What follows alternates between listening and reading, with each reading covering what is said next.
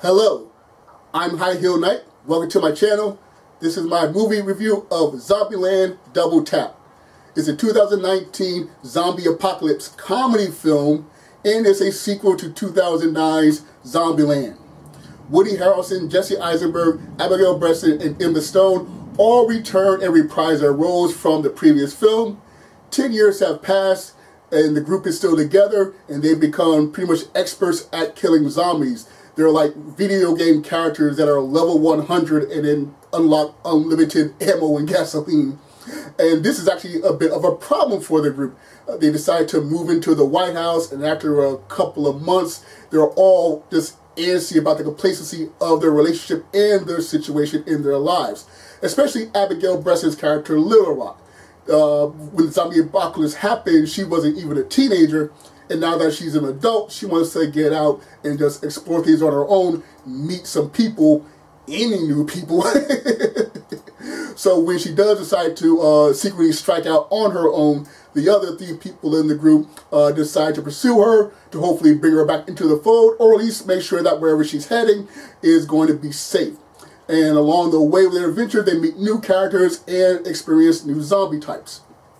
So when it comes to this review, first I'm going to talk about a couple of things I liked about the movie, then I'm going to talk about a couple of things I didn't like about the movie, and then I'll give my verdict. But before I get into that, I got to mention 2 things. First, the movie features a mid-credit scene and that after-credit scene, and both of them are very fun, so be sure to stick to the credits to see them. And also from this point on, I will be referring to the characters by the actors' names instead of the actual characters' names. All the characters are named after cities in the United States, and I think for this franchise, mentioning those names would be a spoiler. So I'll be referring to the characters by the actors' names on purpose. So when it comes to the things that I liked about the movie, first of all, the dynamic between the 4 main characters is still wonderful. It was fantastic in the first movie. It's even better in this film. All these actors are really great. In fact, they're so wonderful together. I wish they were in a better movie. That's not to say that the movie is bad. It's just that one of the advertisements for this movie mentions that 3 of the actors are Oscar-nominated performers, and one of them has won an Oscar. So it's like you got these A-list actors doing glorified high school play. So there's really great dynamics with them. I also love the addition of Rosario Dawson and Zoe Deutch to the franchise. First of all, I am always happy to see Rosario Dawson, no matter what she's doing.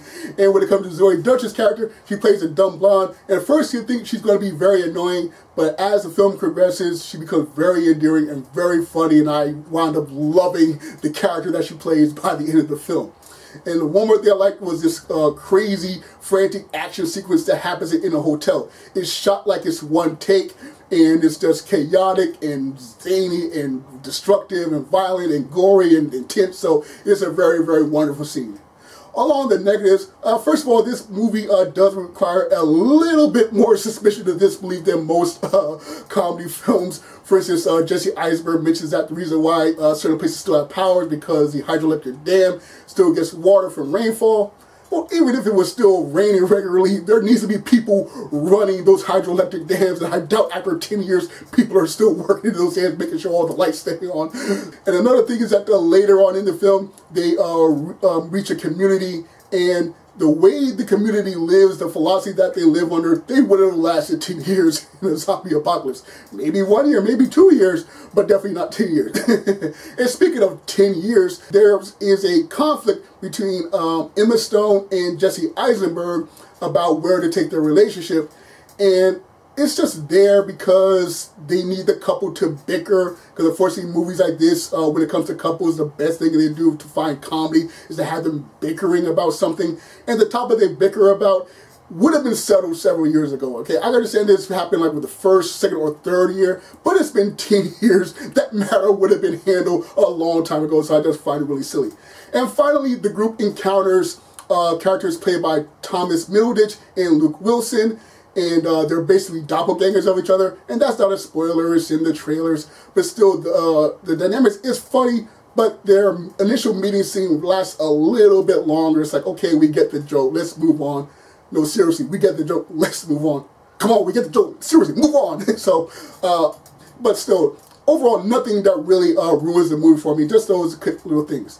So as far as I've heard, this movie is very fun, very silly, very crazy, very zany.